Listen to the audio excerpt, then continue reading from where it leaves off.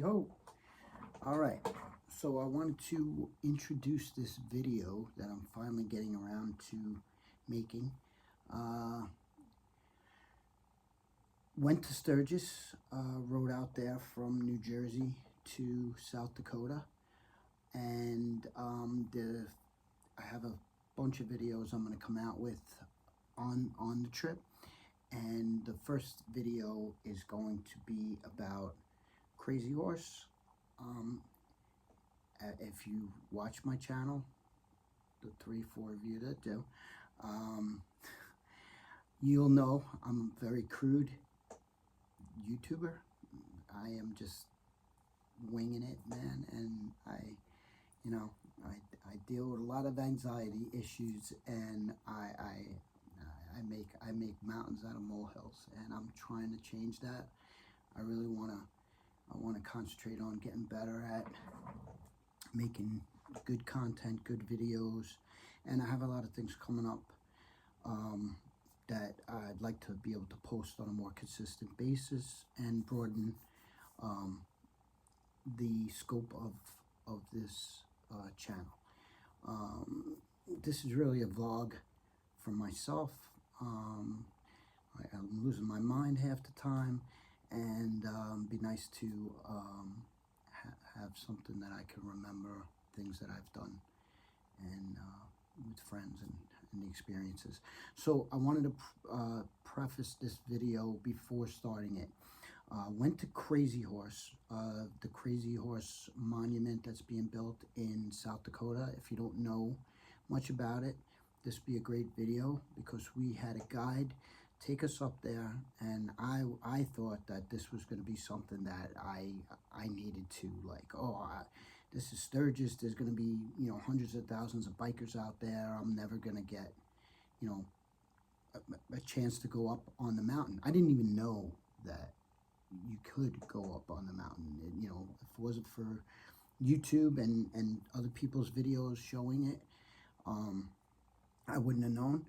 But wound up, my friend and I that went out to Sturgis together, we wound up going up with our guide. Of course, I don't remember his name. Unbelievable guy. I thought he was Native American. He said he was Polish, from Texas. You would never know. You tell me if you watched the video. And he was phenomenal.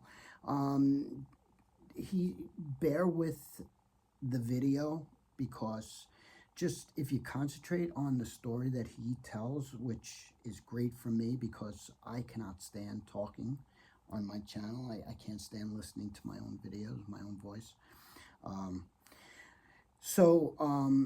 He tells the story of the monument and the Native American people. Unbelievable guy from Texas, comes out, stays in a trailer, and gives tours, and we were blessed just to have him take us up there, just 3 of us, like a personal tour. Touch the face of Crazy Horse, the monument. It was just an unbelievable experience for me, an amazing experience, and I obviously wanted to document it, and I hope you guys can stick with it, because we get in a van and it's driving up a dirt road, and I've been going to Sturgis since 2001, 5, 6, 7, 10, and this year. So I've been staring at that monument for the 6 different times that I've been up there, and it's always in the distance. It's not like Mount Rushmore, where you get up close and you really get a grasp of what it looks like. It's always in the distance. You see the profile, and it's just amazing to go up there. It was one of the most amazing experiences of my life, and to hear the story of it, and talk about the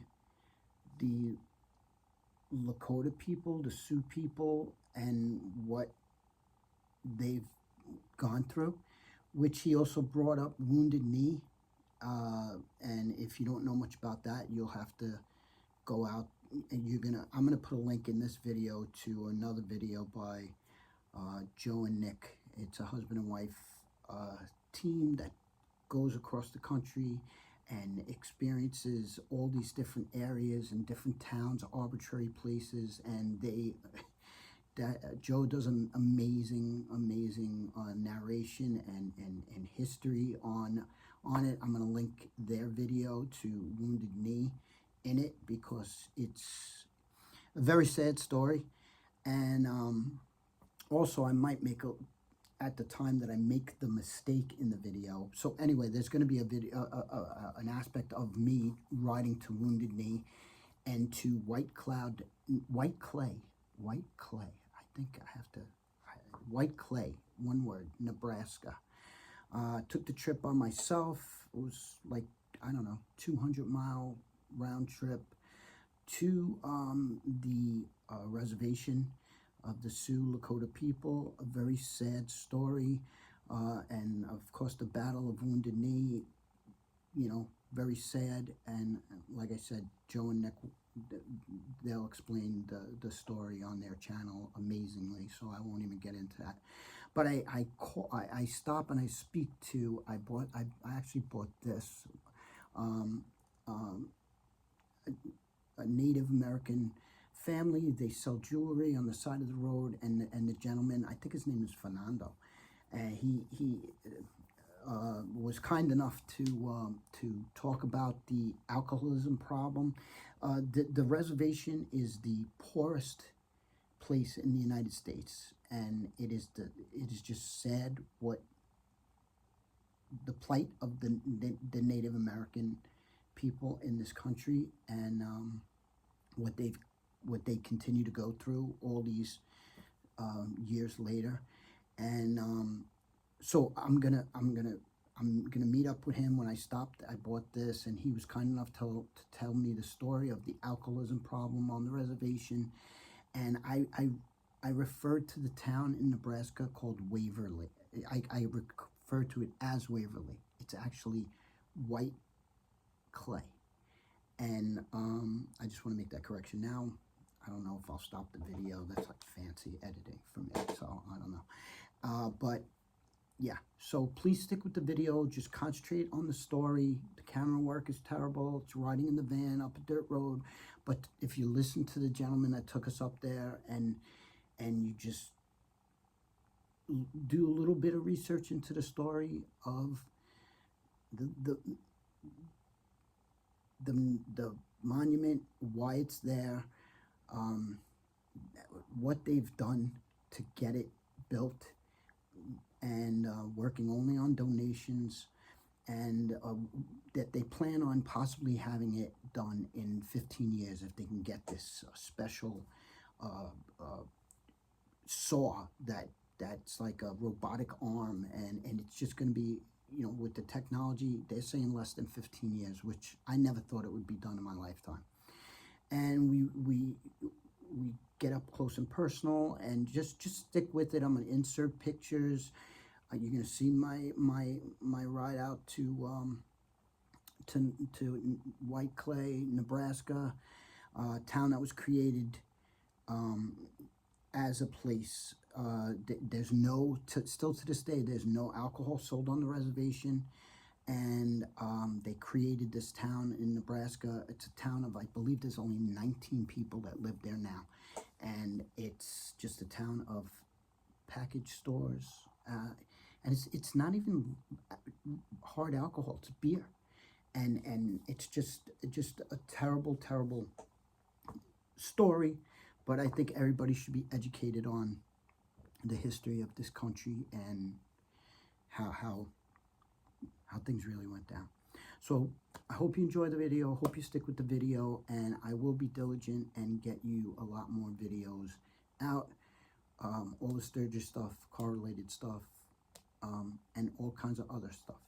And as always, God bless all of you, and you know, enjoy the video. Thank you.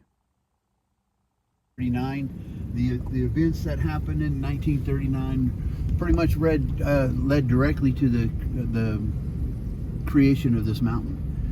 And so, as I like to say, is now here for the rest of the story, right? Right. So what was happening in 1939 was Korchoff came out here. He was going to assist Guslam Borglum over at the Mount Rushmore monument. He was here for a few months in the summer. He ended up getting in a feud with his son, so he left, and eventually Guslam Borglum chose his son over Korchoff to run the rest of the Mount Rushmore. Okay. In 1939, the World's Fair was happening in New York City. Korchoff had submitted his sculpture Podurski, which later on, after the voting was done, he won first place. So now with the completion of Mount Rushmore, the last president, what they did at Mount Rushmore is they would dedicate a president after he was finished carving, and I think they did that because of the fact they needed some money and they needed publicity, right? So with the dedication now coming up in the summer of 1939, the Sioux Nation, and there was 5 tribes of the Sioux Nation, led by the tribal council, and it was Henry Standing Bear. I think what happened at that point was they were probably feeling a lot of rejection, a lot of insults, a lot of I mean, there's a lot of adjectives I could use, right? Right. Okay, right. so why am I saying that is because technically this is still Sioux Nation land, okay? So I heard a lot were against. some of them were against the building of this monument. Yeah, that's correct. But so what happens is now here you go. They put 4 presidents' heads on again what was Sioux Nation land, and it's still Sioux Nation land. So they got together and they decided, you know, it's time we tell our story. I mean, this is our land, so it was time for us to let the white man know that the red man has heroes too, right? So they got together and they decided that they knew who the monument was going to be about, so they knew that it was going to be about Crazy Horse. They just didn't know who was going to carve it and the where was going to carve it. So at this time, Henry Standing Bear only probably knew about Guslam Borglum over at Mount Rushmore. So they reached out to him to see if he wanted to carve the mountain, and he refused. He was out looking for some money because he wanted to put half bodies on the presidents. Of course, in 1941, he passed away. So about that same time, the newspaper article came out that Korchoff had won first place with his sculpture. So Henry Standing Bear, we got some turkeys right there. So Henry Standing Bear reached out to, they're big turkeys too. Jaff turkeys. He reached out to Korchoff to see if he wanted to do this, but you know, Korchoff, after he was here, he went back to Connecticut, Hartford, where his studio was, and he was working on his own sculptures. So he wasn't particularly interested in coming back out here to start carving a mountain or a sculpture. But he was still in contact with Henry Standing Bear, and you know, they had a correspondence relationship going on there. Now, I'm going to make out this reference, this little white pole right here. Okay. And we'll talk more about that when we get to the top. Well, there'll be another one up here. If I don't forget to point it out, then, you know. Okay. It was quite interesting coming back. And then, of course, 1941, the war started. Korchoff had signed up for the Army and went into the Army, and he served in the Army in Europe. Now, when he was in Europe, he was probably looking around and seeing all the death and the destruction of Europe. And he probably felt at that time he wanted to tell the tale of the Native Americans, probably living through the same thing that, you know, was going on in Europe. Right. So after the war, he came back out here to the Black Hills. Him and Henry Standing Bear came out here. There's another white pole right here. Okay. All right. They came back out and they were looking for a mountain to carve.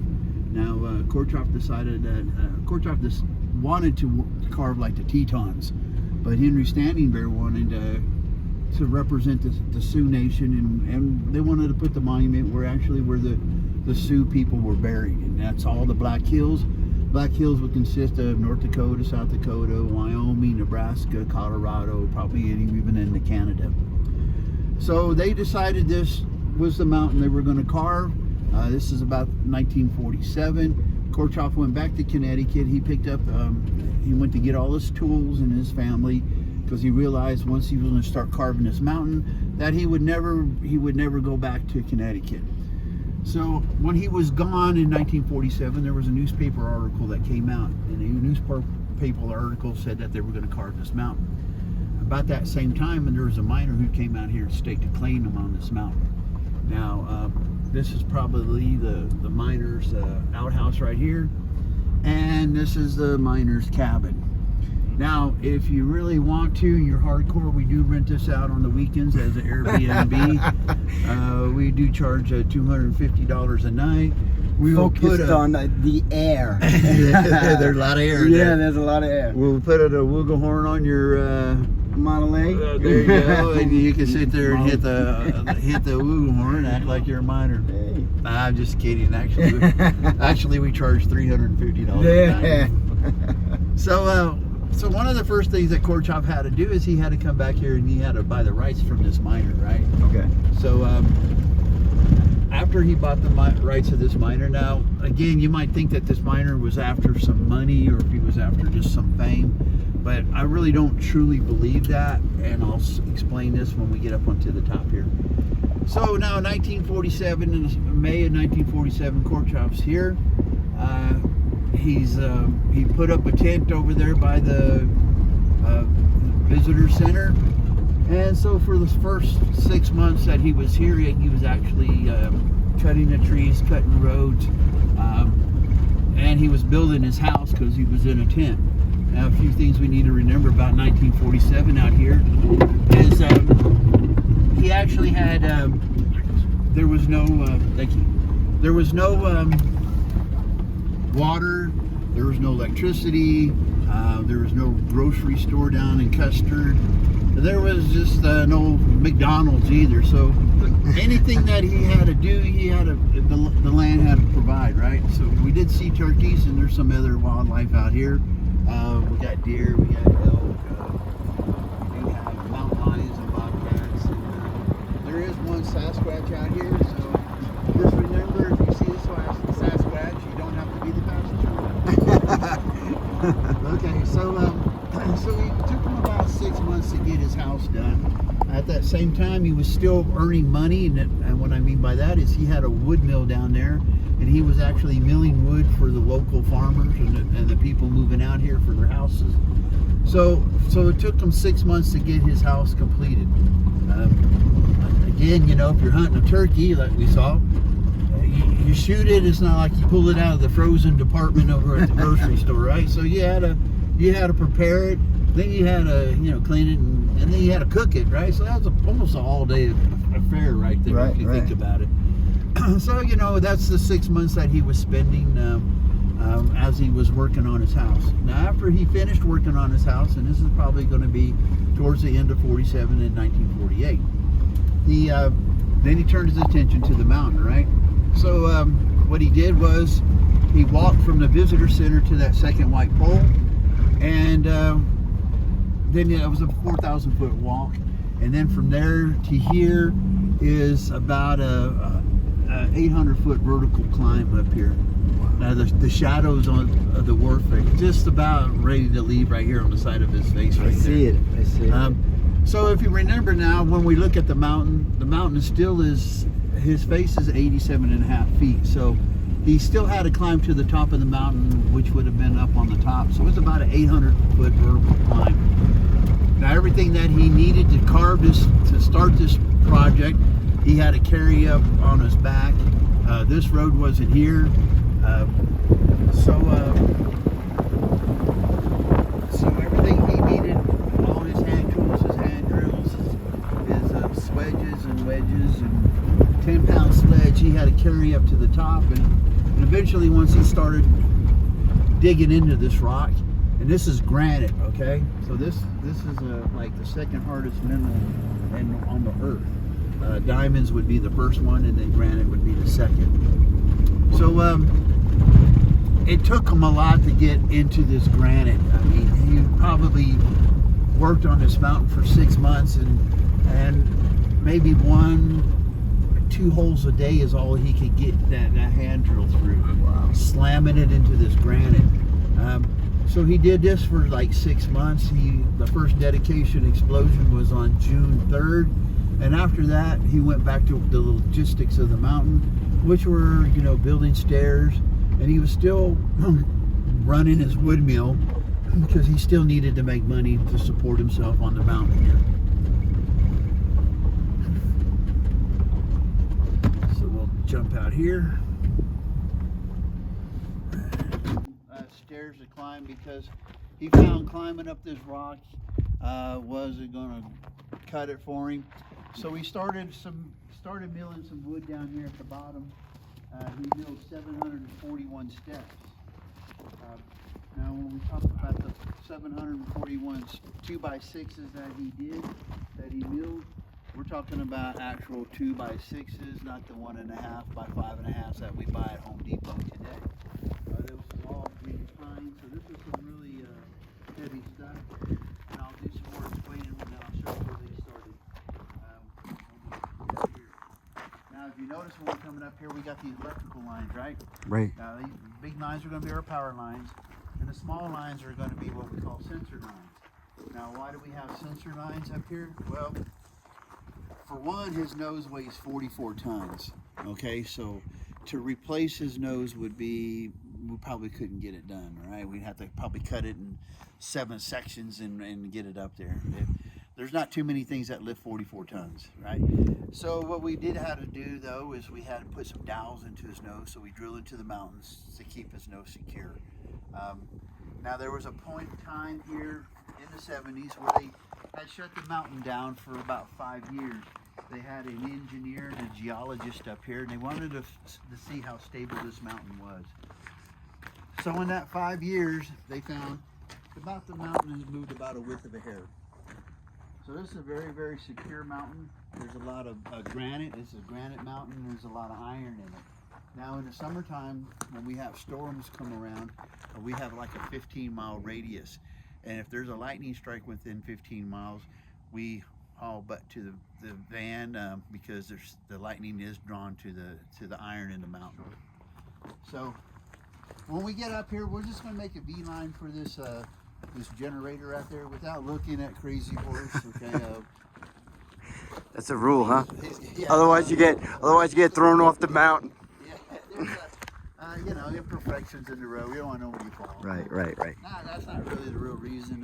You know, it's just when everybody turns around at the same time, it's just the awe of the mountain. I get it. And the response, and actually, you know, that's what makes the whole job worthwhile. Sure. You know? So we'll just go right up here and then we'll turn around on 3. We'll 1, 2, 3, and then we'll turn around. Okay. We'll go on 1, 2, and then turn 1, All right. 2, 3. There you go. Yeah, okay, y'all ready? 1, 2, 3. Yeah. You really can't tell how big he really is. If you really compare this to Mount Rushmore, okay, so if you look from the lips to the top of the head, that's the size of Mount Rushmore.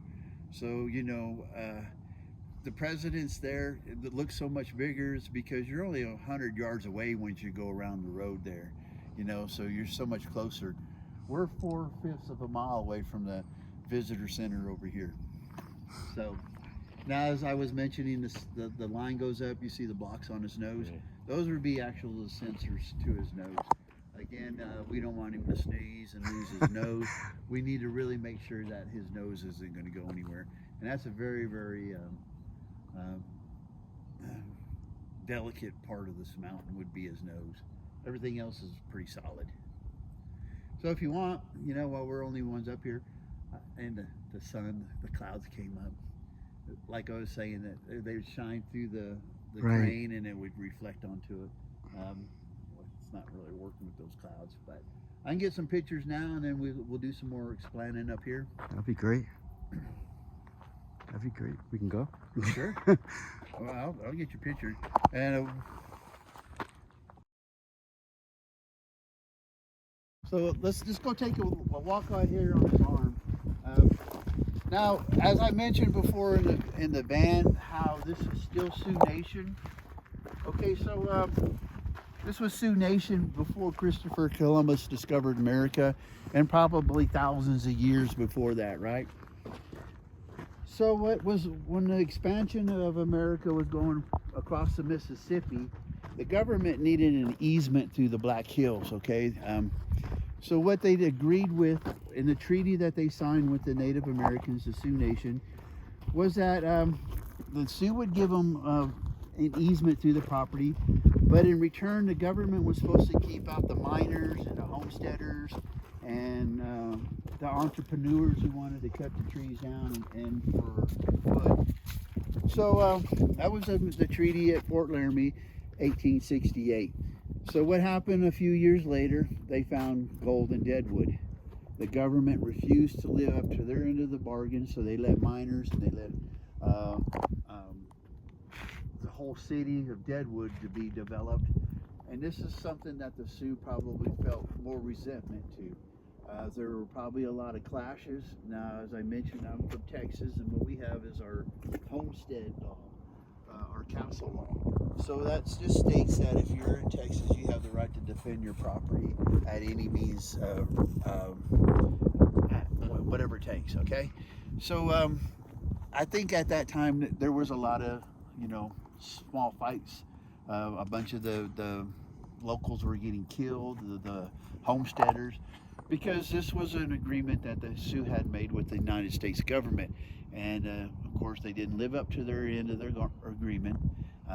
After a couple of years of this killing going on, the government brought out the 7th Cavalry out here. As we know, in 1876, out here in Montana, Crazy Horse and his people had defeated the 7th Cavalry. We know as Custer's last stand or Little Bighorn. So they went on to run for a while. They were trying to evade the United States government. And I think after the defeat of over there at Bighorn, I think the government had decided that it would be a really ugly war if they continued with the Native Americans. So at that particular time, they started slaughtering the buffalo, right? They just started massacring all the buffalo. I think Crazy Horse probably ended up on a ridge like this, and he looked out and he saw a couple 100,000 dead buffalo just slaughtered out there. He knew he could defeat the government, but he couldn't, keep his people alive because the buffalo was their food source and their livelihood. They used the whole buffalo, tan, hide, everything to keep them warm, to build their teepees. Henry's, now he was over here at Fort Robinson in 1877. What they said was, and this is however you want to interpret it, that there was a translation difficulty.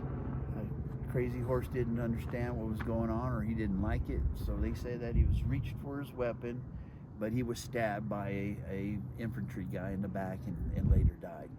A couple things about that story I don't like is, one is if you were a captured general, why did he have any weapons on him in the first place, right?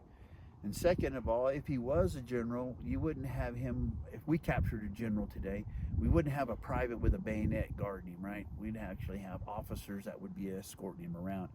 So those two parts of the story just don't make up to me. So now, as we look out this way, Crazy Horse is pointing out this way.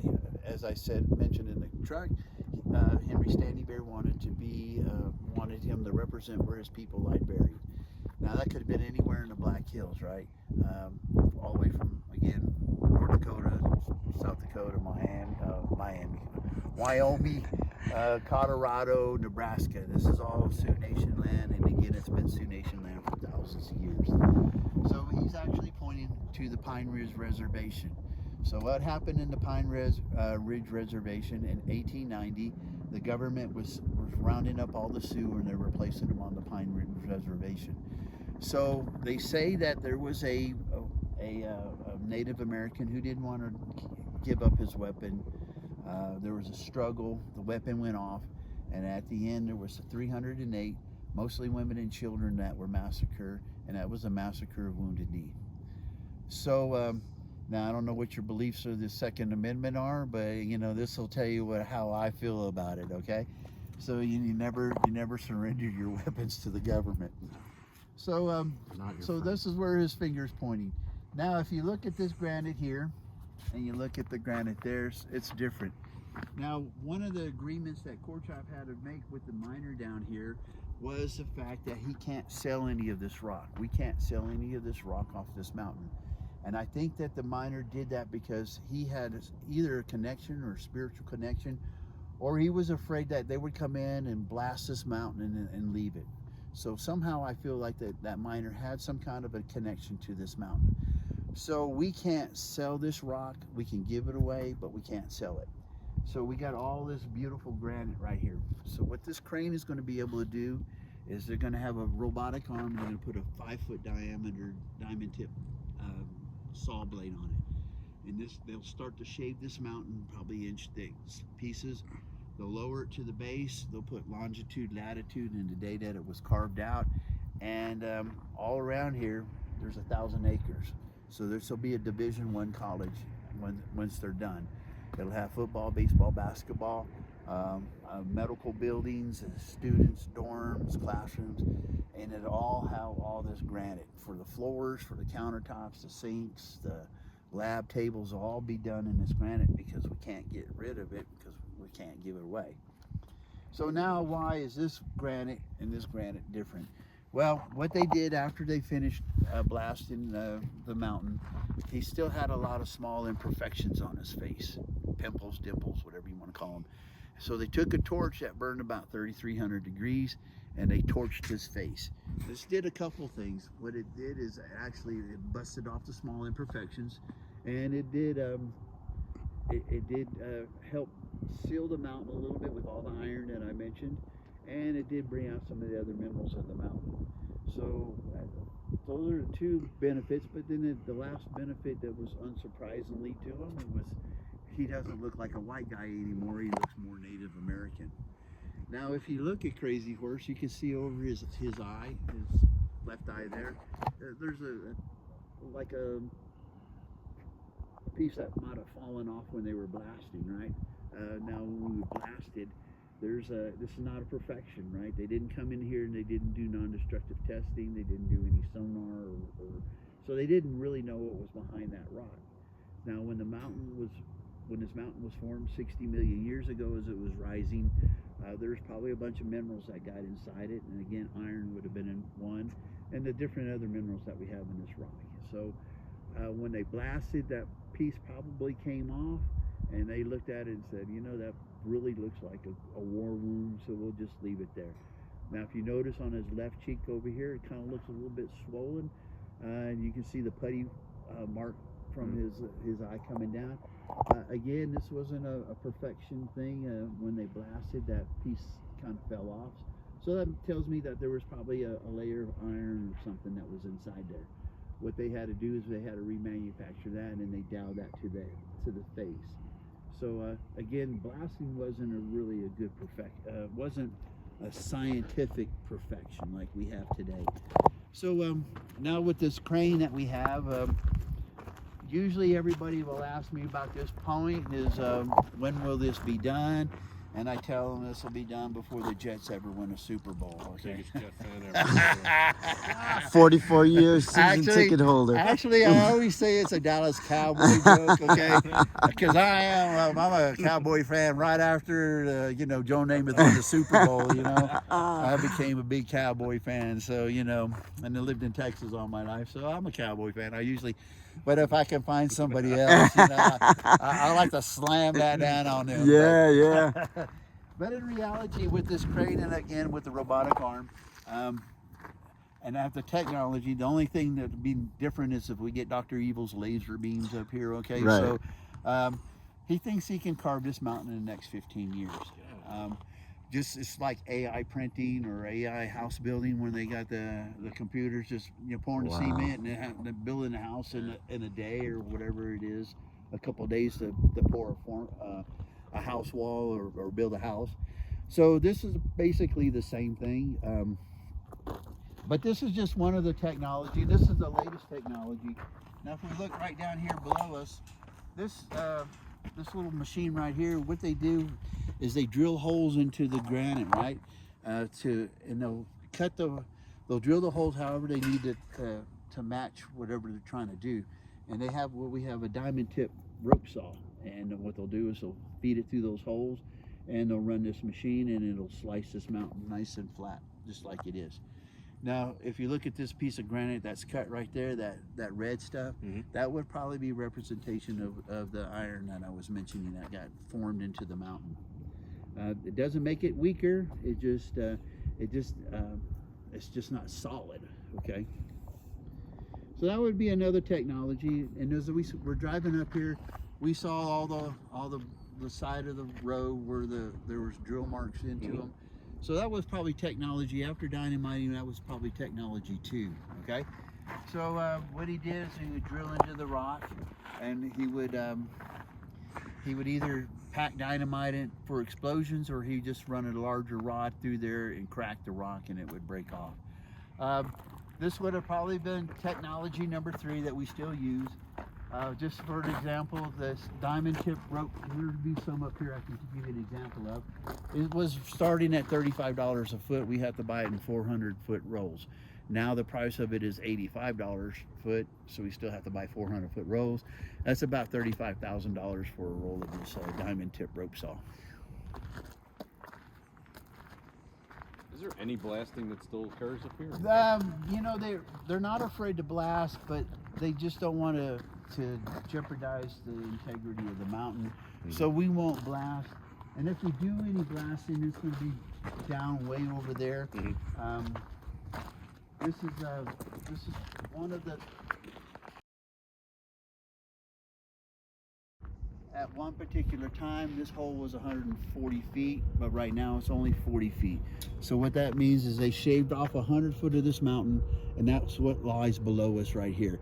Again, we can't sell this rock, so what are we going to do with it? This is about 15 stories high, about 900 foot long. So we have to figure out what we're going to do with this before we can even finish carving the base of the mountain. The horse's head's going to be right at the end of this white rock, and so the base of the mountain is going to still be below this mud pile. So now, as I mentioned earlier about the white poles, we have one on this wooden platform over here. We have this one over there. This one's there. Now, when he got out here in 1947, he didn't have that beautiful luxury thing that we call GPS. So what he was using was old surveying equipment, and he had to figure out, even though he was blowing things up at that time, he still had to have a reference to the mountain. So this is his 45-degree angle that he built, and it was all referenced off of that, so he knew where he was on the mountain when he was blowing stuff up. Okay. So now, again, this is 15 stories high.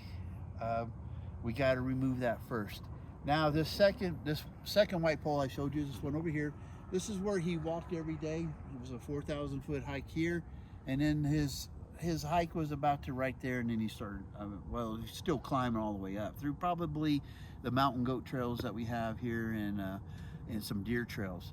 So that was his climb, and after his first explosion in 48, he decided he wanted to build some stairs. Again, as I was mentioning, he built 741 stairs.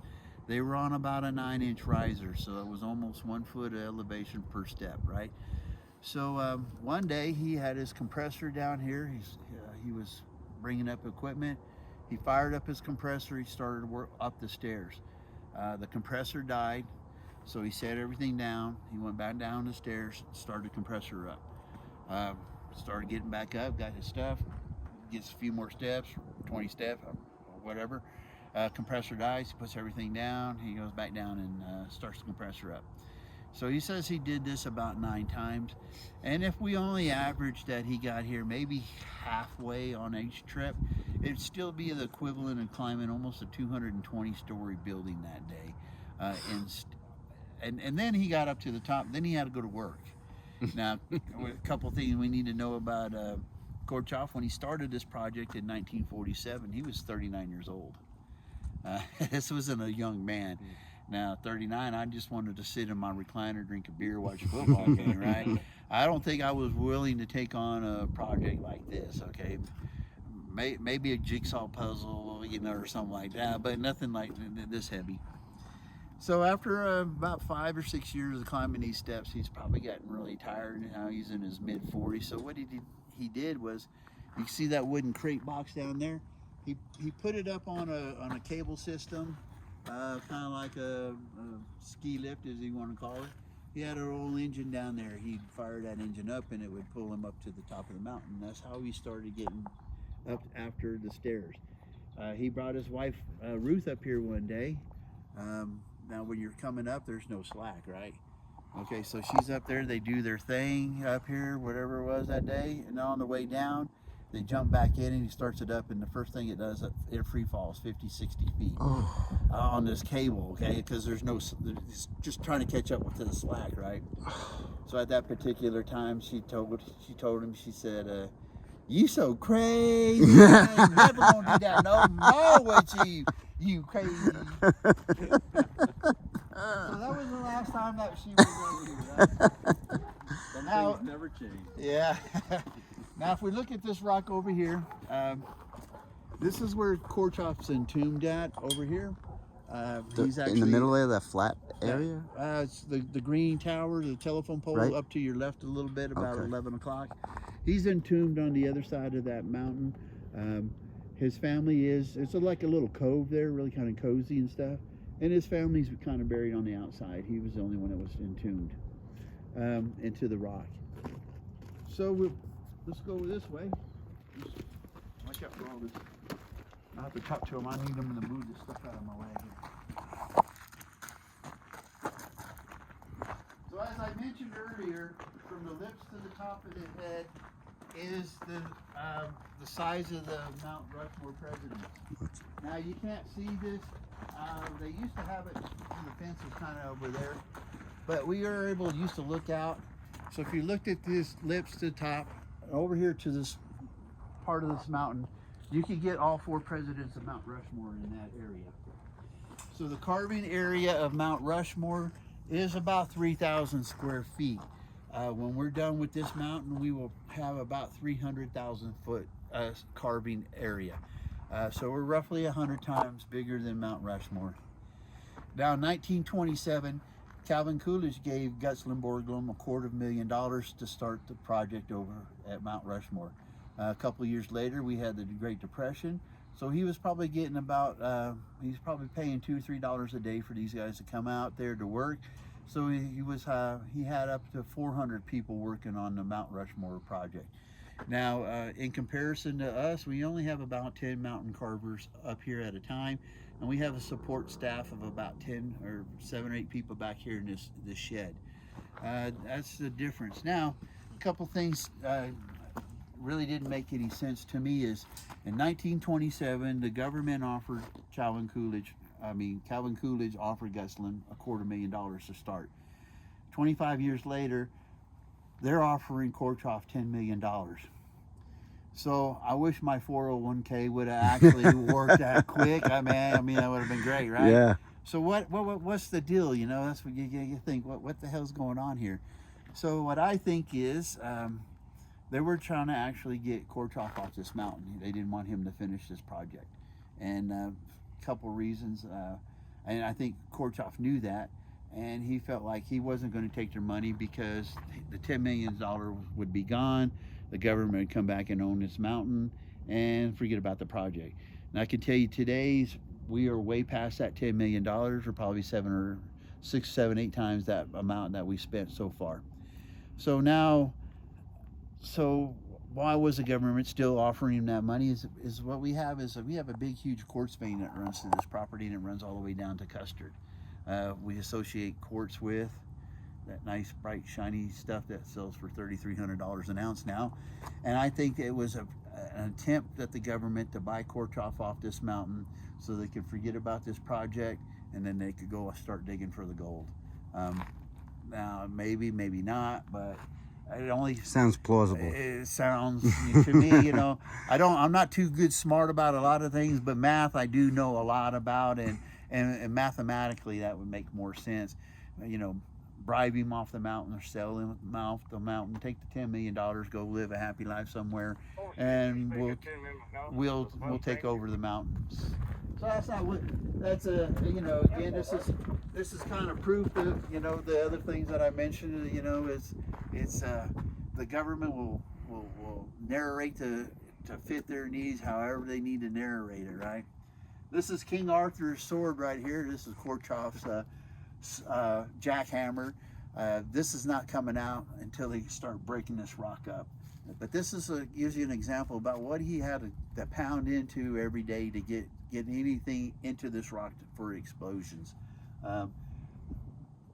This is probably about 3 foot long, and they were probably put in by a jackhammer.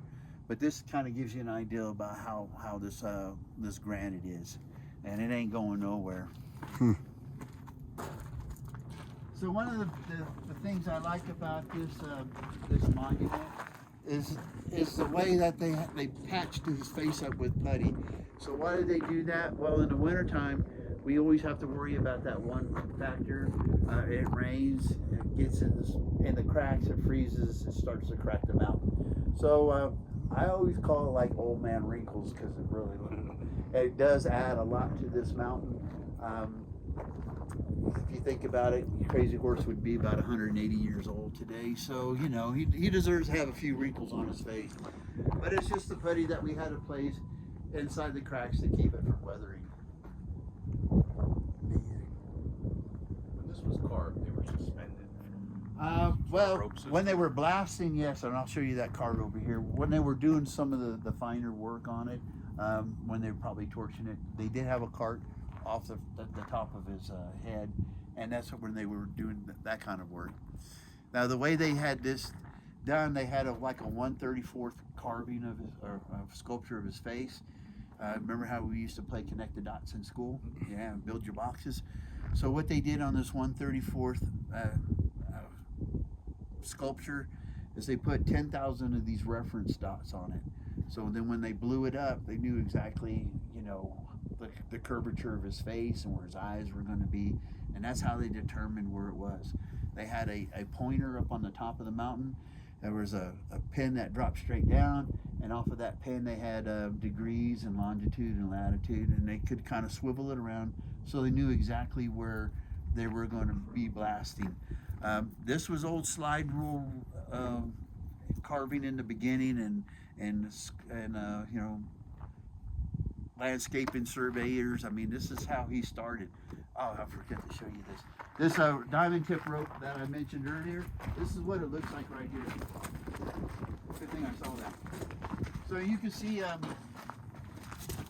just an example how it would carve. This is all diamond tip. So it would actually slice the mountain just like we see right there. They would drill into it. So they needed to cut it here, they needed to cut it there. They would drill, run this blade saw through there, and then the machine would cut the rest of it. And I'll show you an example of the machine when we get over here.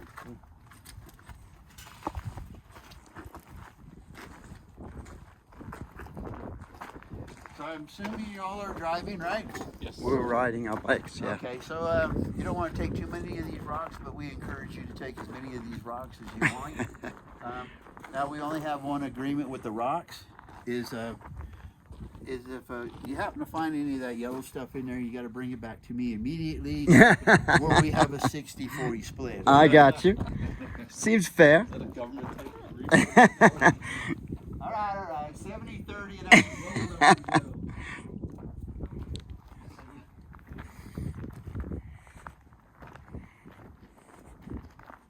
When does this get up and running? We don't have the robotic arm up there yet, but they just finished the crane about the middle of June. Okay, beginning of June is when we started. We got it all set up. Now, the last thing they're going to do when you know Crazy Horse is going to be done, they're going to add a 44-foot feather off the top of his hat, or on top of his head. Now, this is some of the granite. They're probably going to work on this a little bit. They'll carve these blocks of granite. Those aren't exactly 11 foot, so I think that's just going to be a practice feather. So they'll practice on that, and then build a feather. And the last thing they'll do is put the feather up on top of his head, and that's when we know Crazy Horse is going to be done. So again, here's some more of this granite that we got laying around. In the near future, they'll probably put up a rock saw up here, and they'll start shaving these rocks, polishing it up, and getting it ready for the university. So right now, is it being shipped out anywhere, or is it all just on property? It's all laying down on the bottom down there. Yeah. And if the university doesn't use it all, what's the end game then? I think that everything will be in the university. Yeah. Hell, they might be playing on a damn granite football field. Yeah. They'll just push it in a big pile when they want to build another else. wing onto it or whatever, you know. A classroom or something. Yeah. Sure. So I couldn't really tell you what I think what their end game is. I know they're carving the horse's head, and they're going to start carving the shoulder. That should take them about 7 or 8 years to finish that project. And then they will probably work on the arm, because they'll work above and then carve below. So what we just did today, we might not be able to do in 5 or 6 or 7 years from now. They'll probably close this all down, and they'll start just carving the arm and then start below. I don't know what they're. It's way above my pay grade, so they won't let me. So this gives you an idea what the diamond tip rope saw. This is basically the setup that they would use. If they wanted to carve a rock.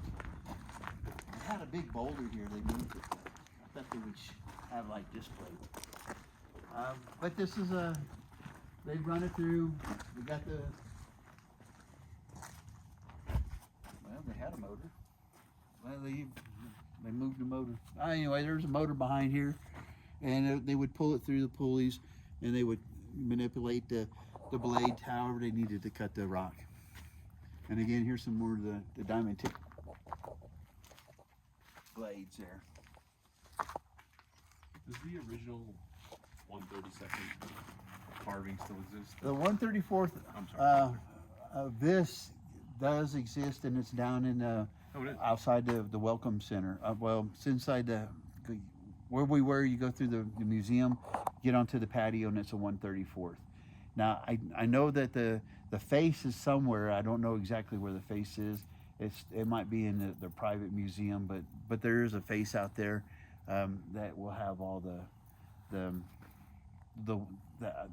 All the pins are still in it? well, it was just they put dots on there, right, and then they blew it up, and so that at 10,000 dots on a 10 by 12 or 12 by 12, so they were probably real close together. But when they blew it up 34 times, they're maybe about an inch and a half, so they knew exactly where how deep to drill, to blast from here to here to here to here to here. So 6 inches, 3 inches, 4 inches, however it was to get the curvature of his face and those other dimensions. I mean, it was really really cool if you were a mathematician, that you'd be able to do that really easy. And now again, today we have GPS and computers to do all that for us. So makes it a little bit easier for them. And we still complain. Yeah, well, especially when you can't get the damn things to work right. Yeah.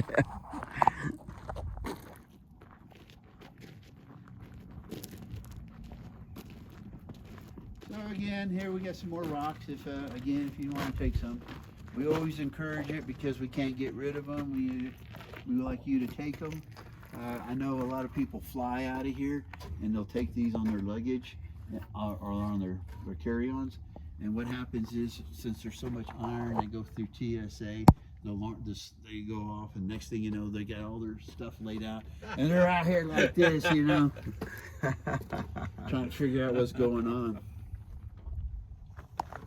I love the progression pictures. Oh yeah, show, yeah. Like year by year. How long have you been here? This is my 4th year.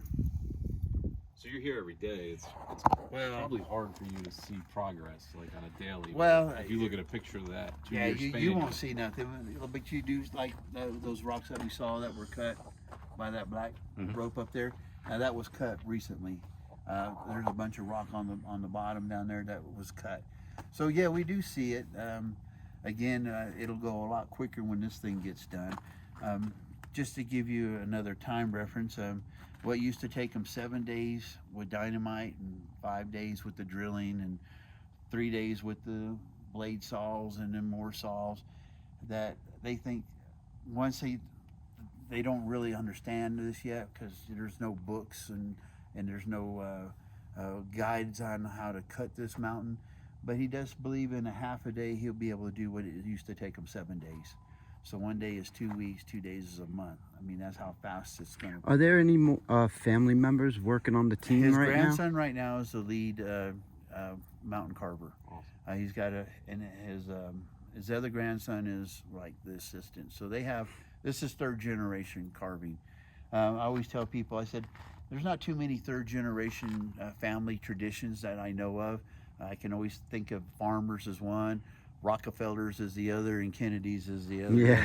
But they got all those billions of dollars, so Right. it's a little easier for them to do that. But maybe Henry Ford's kids are Right. So there's not too many third, fourth generations that are still working on stuff. Yeah.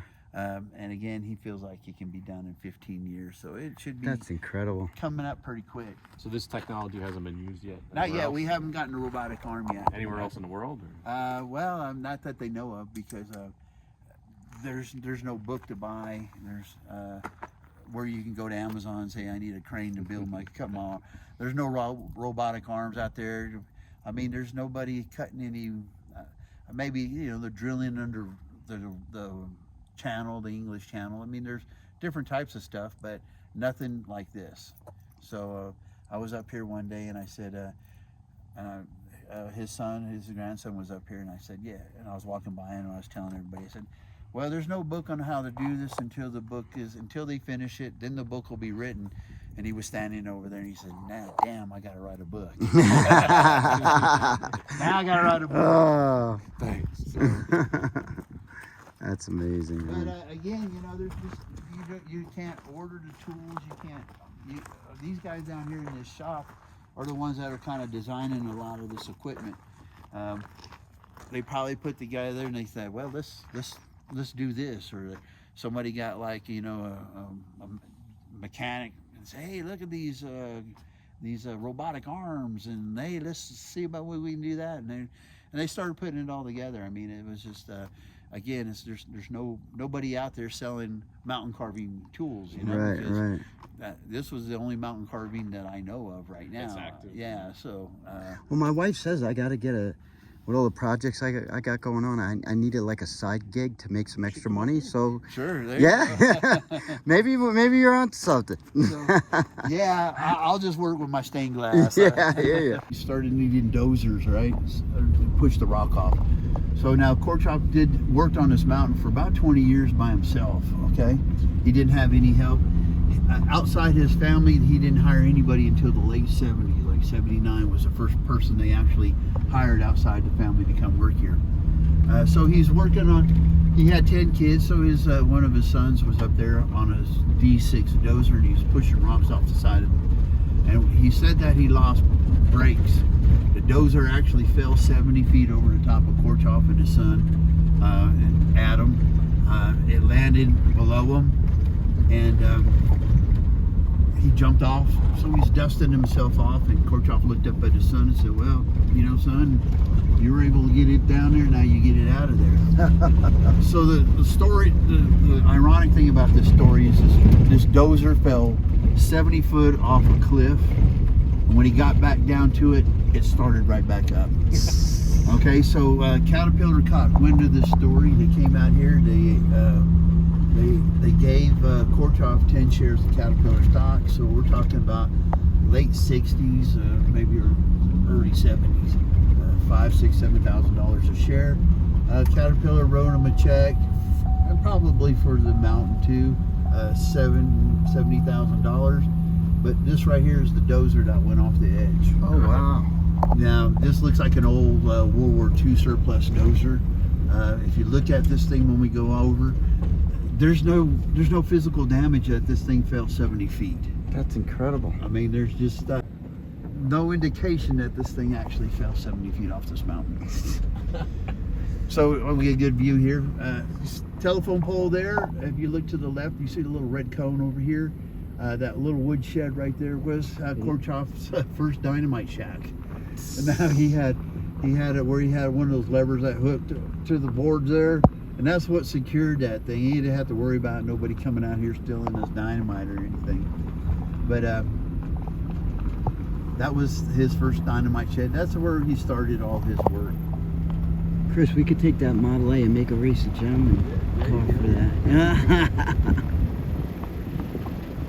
Now, again, the muck pile doesn't look like it, but that's about 15 stories of muck right there. Wow. They got a lot of clearing still to do to get to the base of the mountain. And when they're done, right here, all this area right here, it's going to be a reflection pond of the mountain, and they'll have light shining up on the top of it when it's all said and done. Isn't it? It's just so amazing to me, like what you said to us before, in terms of even the mud on your shoes is worth money because it goes into the makeup for women, like you said, and the mica, yeah. And I mean, like you think, oh, it's just a pile of rocks and it's some dirt and mud and it's stuff that we, you know, your mom or your wife says, don't come in the house with your shoes on, you know, and that stuff is worth money. Money, yeah. Can it be mined? I know you said you can't sell it, but can you mine it? You're talking about the gold? Anything. Or anything. I really don't think that they're really interested in mining it again. They're trying to really keep it to the monument to honor the Native Americans. So this is one thing I think they'll just let slide by. I mean, I think that the story that they want to tell is more important than what's in the ground. Sure. You know, and I truly believe that. Now this white pole again on the other side is where Korchov is buried, up over there in that cove. Now they always said he had a sense of humor, so on the outside of he's buried inside, he built his tomb inside the mountain. So he has a door knocker on the outside. And then he's got one of these radios that's buried inside, so he can tell his boys to get busy working on the mountain. Now we're driving down this road, as we can see, it's elevated at different times of the world, or times and rivers change courses. And as you can probably see, this is probably elevated, and it was all flat through here. One day that they were coming down, and maybe it was after a rain, or maybe there was more water flow through here at one time. He's driving down through here with his boys. He gets around this corner, he sees a bunch of water ponding up on the road. He says, well, let's get out and see what the hell's going on. So they get out, and they notice that there was a beaver who built a dam down here. So he sent his boys back up the mountain to get some tools to knock this down. They came back down, probably spent 30-40 minutes knocking down this beaver dam, went home. So on the way to work, they're coming down, and they notice there's more water on the road, and they got out to see what the hell's going on, and they found out that the tools that they had left, the beaver had used to build a new dam. Now, And he was hired on the spot. The third day, I bet they cooked that beaver on a barbecue pit, so they didn't have to worry about that They're anymore. wearing some hats, some beaver hats. That's one of the stories they like to tell. And once we make this corner up here, we got this all this equipment on both sides of the road. This equipment is pretty much a representation of all the equipment that they used to build this mountain in the beginning. I would really like to see them take this equipment and refurbish it to new and put it into a museum, so they could tell that story of it. They won't listen to me, but I think that would be a great idea. I'm surprised that that's not part of the plan. It seems to me like it would be an afterthought, like a no-brainer. And if I ever win the lottery, I'll donate my money to a museum for the equipment. So, you know, I got that on video. Now, this back here, sorry I missed it, but all that hill right there, it's all that you can see. It's all done in quartz back here to your right. Way back up over there. There's going to be some more quartz up here. Now, as you know, that they'll tell you that Korchov had 10 children, and here's some more of this quartz here. Now, we always said it was going to be easier logistically to carve this mountain and to try to get 10 kids to school back and forth every day. So what he did is he bought a one-room building, and he put it down here at the bottom. He hired a teacher out of Rapid City to come and teach his kids. So when we make this corner, we'll look down here to the right. And this is where all his kids went to school from 1st to 8th grade. Of course, he needed their work. He needed them to work on the mountain. So that's where they were going to school. And right up underneath that canopy right there is where the house was. So they went from school, home, got a snack, and then they went to work. So that's what they did. I know if I was in 6th grade and my dad was going to make me work 8 hours on the mountain after I got home, I would have found my way through every little watering hole, swimming hole. I would not have wanted to do that. So, all right, what are y'all going to do here? You used the crosswalk. So now one of the last things that Korchop did before he passed away in 1982 is he had a big, huge plate of brass, and he laid it out. He took all the indigenous plants and animals that were here, and he laid it out, and he torched it out, and that's what we call the nature gates. Now, I like to really get behind somebody who are counting how many articles are on there, and they get up to 85 or 86, and I like to yell out 14, and then they got to start all over again. Hey, who's running the show over here?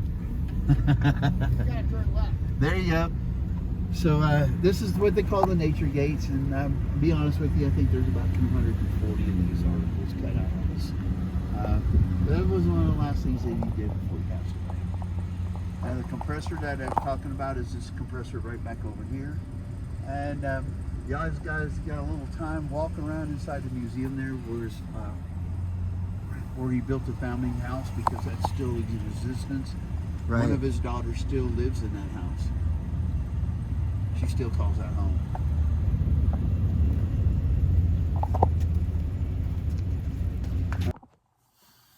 Okay, now I'm going to add to this video the video on Wounded Knee. If you listen to this video on Crazy Horse all the way through, you'll see why I have to tie this in. It makes more sense, and I realize this video is going to be long, and I really don't want it to be. So now, the last day that I was in South Dakota, I went on a ride of, it was like an hour and 45 minutes, 100 miles each way, to White Clay, Nebraska. Now, in the video, you'll see I was speaking to a gentleman selling the jewelry where I bought this on the side of the road, like I said earlier, and I referred to it as Waverly. I don't know why I referred to it as Waverly, but I did, and it's actually White Clay, Nebraska. Now, White Clay, Nebraska is a town right outside along the South Dakota border of the Pine Ridge Reservation, and alcohol not being able to be possessed, sold, or consumed on the Pine Ridge Reservation from its inception in 1889 till right now. Here we are in 2025, coming on 2026, and it's still illegal. Marijuana, on the other hand, is not illegal, but that's another thing. They created this town. When I say they, we're talking about the United States government, created this town in order to sell alcohol specifically to the Native Americans on the Pine Ridge Reservation. And sell it they did. 5 million cans of beer yearly. So let me just read. The Pine Ridge Reservation is the Oglala Lakota Nation, founded in 1889, population of about 3,100. Now, conversely, you got the Oglala Lakota County in South Dakota. The population is about 13,587, and it's about roughly 2,100 square miles. But the government keeps picking away at the sacred land and taking more and more land from these people. and it's just a very sad day. So yeah, so in 2017, the Nebraska pulled the liquor license from the town of White Clay, and they are no longer allowed to sell alcohol. And while it helped a lot, you know, it's the old adage: if you want something, you'll find it. So yeah, 70% of people who live on the Pine Ridge Reservation are alcoholics. 25% children born have birth problems because of alcohol consumption by their parents. There's very little opportunity in job prospects. 33% live without electricity or running water. There's a lot of despair, and obviously people turn to alcohol. And the 80% unemployment rate. That drive you to drink? So now let's get to Wounded Knee. Okay, in the late 1800s, the Lakota were practicing something called the ghost dance. It's a religious dance where they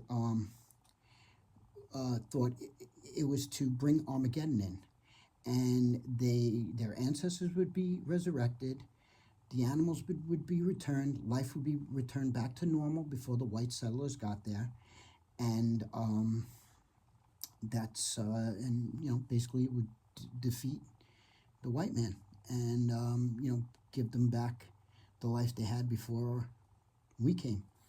And the dance would get very intense. It alarmed the white settlers, who in turn they called military in to do something about it. Military came in and counted a large group of them, about 300 of which being women and children.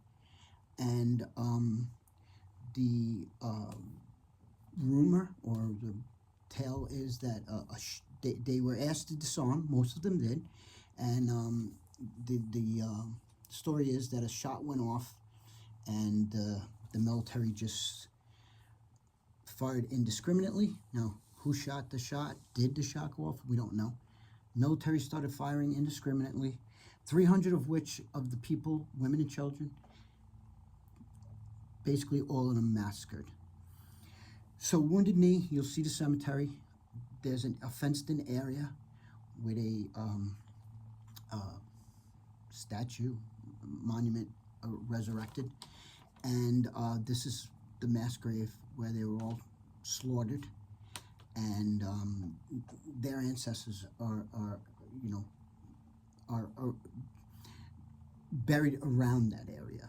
You know, the ancestors that died at Wounded Knee, family members up to current, I guess they bury them around there with their ancestors who died at the Battle of Wounded Knee. So I just wanted to give you a backstory on this, and like I said, Joe and Nick's road trip, I'm gonna post that in there, and I really would, if you're interested in it, you're gonna love that video, because a great video. So I'm sorry to make this go so long, but just please, unfortunately I don't have my ride out there, ride back, but it was about 200 and plus miles, and it was beautiful through the Badlands, and I hope you hung on this long, and I hope you liked this video. So let's get into it.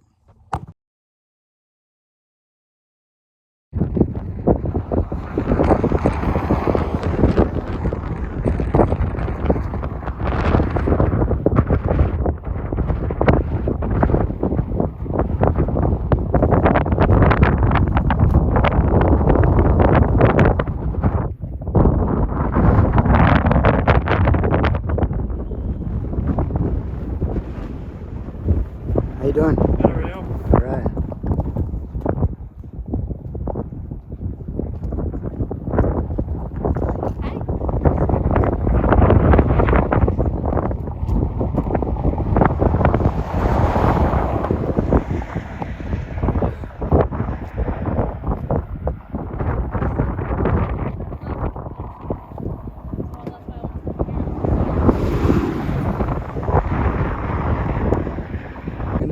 Tell me your name again. I'm sorry. Fernando. Fernando. Yeah. This is Fernando. Yeah, so back in the days in 1990, that's what is that people stopped those guys in Nebraska to selling alcohol because having too much problems about alcohol in the reservation. A lot of people cross the state line and get alcohol and bring it back and resell it, for the little portions. So now people try to don't get it alcohol again because people try to do it again, like sold alcohol inside of the reservation. And you know what?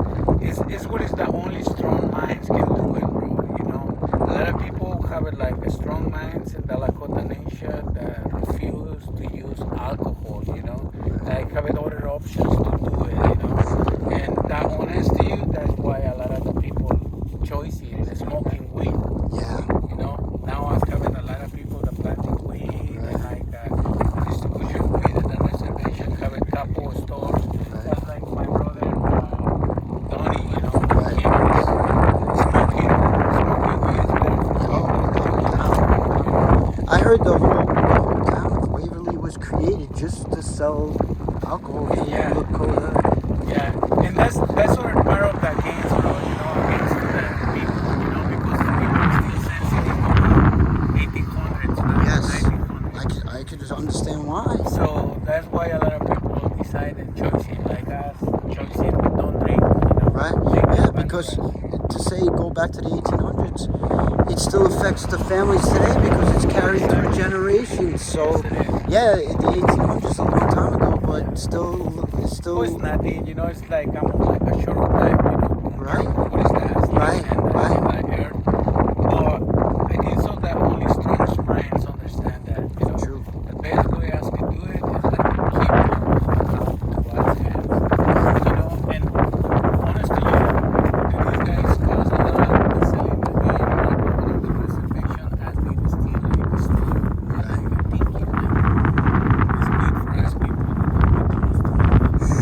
and other activities, riding horses. Yeah, right. Yeah. Going riding your horses, like a walking, picking up medicines or Natural medicine. Exactly, right? Camping, fishing, that's how we do it. Could you open this so I can show your beautiful creations? This is what you make. And you get all this stuff from this area? All over, I traveling all over in the United States, from Florida all the way to New York, to Washington to California, all over, different weathers. Yeah. Yeah, that's where I'm from.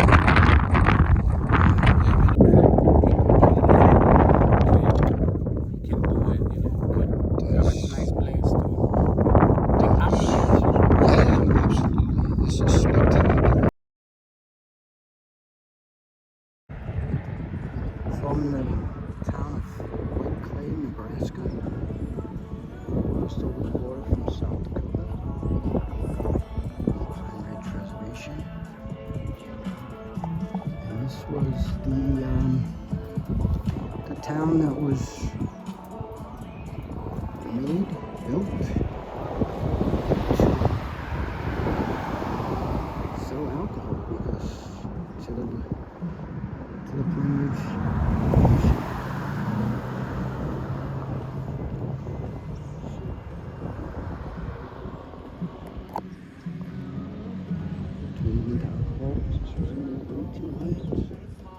You still can't buy.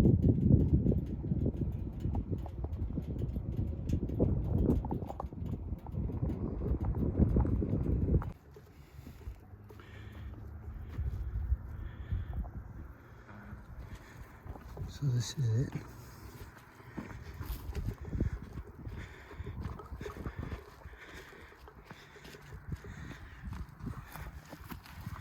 A lot of huffing and puffing. I'm sure you could hear me.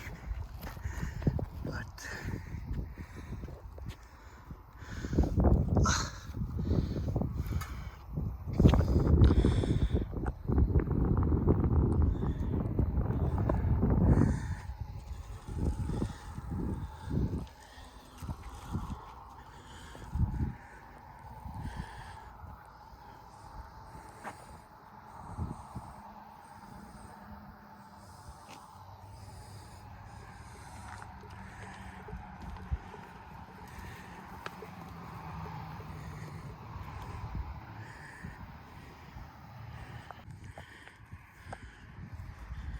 got a tour bus coming in.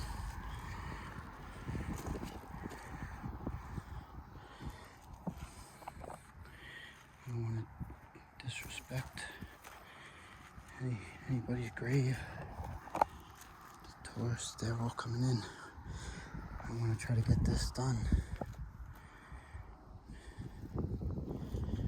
before they get here. Bunch of people.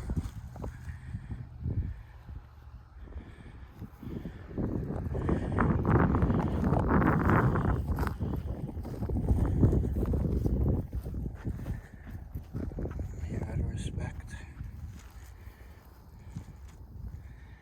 Pay respects. What happened to these people?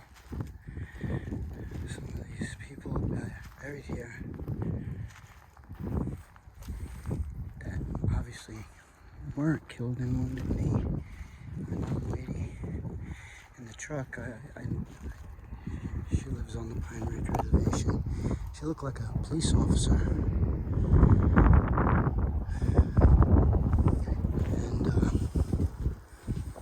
And she said the mass grave. So I guess it was a mass grave of the people that were actually slaughtered. And then other people are actually buried here as well. I think maybe this fenced in area might be the mass grave. We'll see ya.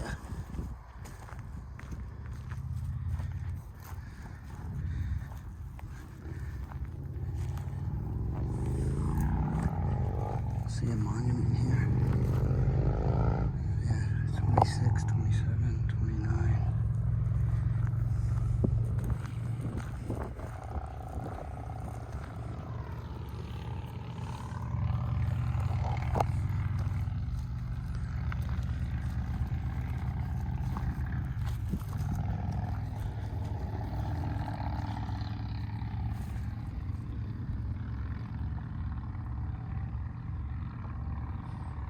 I encourage you to go online and watch a video of others that are more articulate and well versed to tell you the story if you don't know what happened here.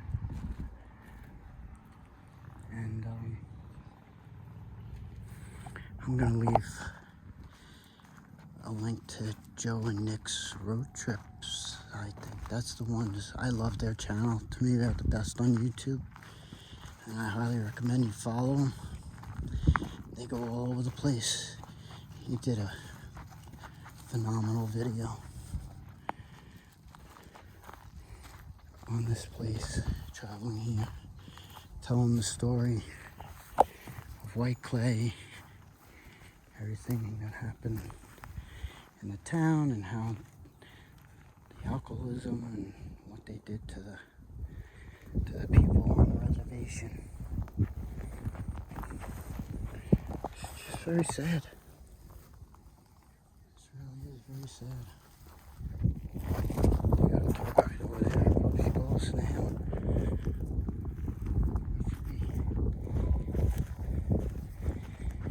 Free breakdown of everything. But no one will do it better than if you watch a video. I'm gonna link.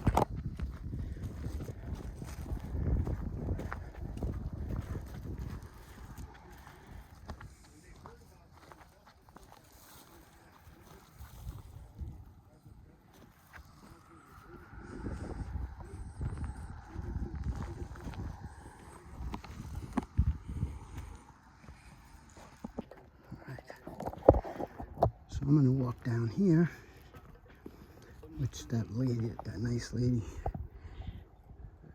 told me that it used to be their museum, but now it's just an abandoned building because it was vandalized. I don't know. People just have no respect. I don't know.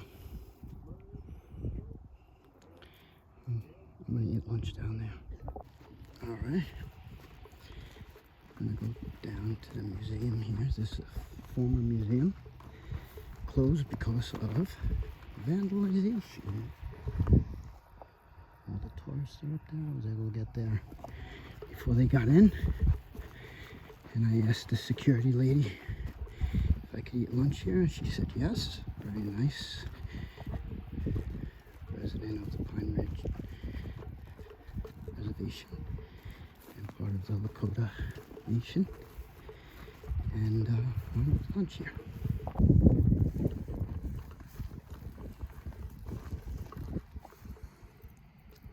Peace.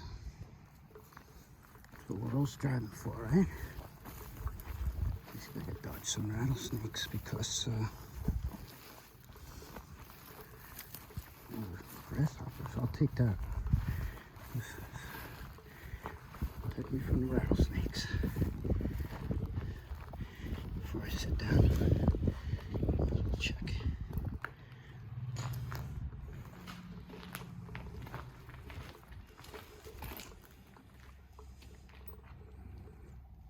Check in here.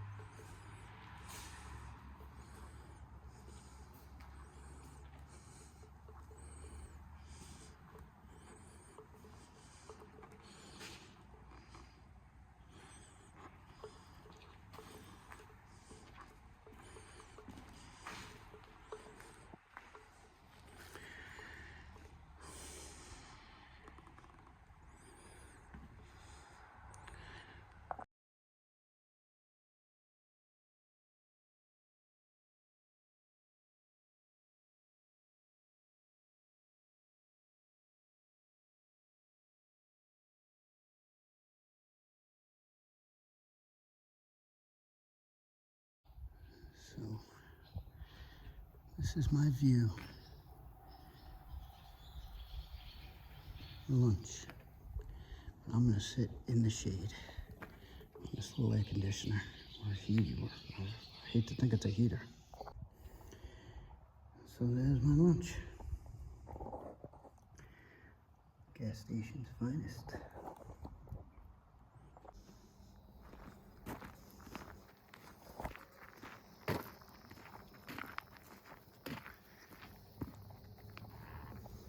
Welcome back to my bike after lunch. And now the hour, 40-minute peaceful ride back to Rapid City. And Marilyn Manson tonight at the Buffalo Chip. God bless.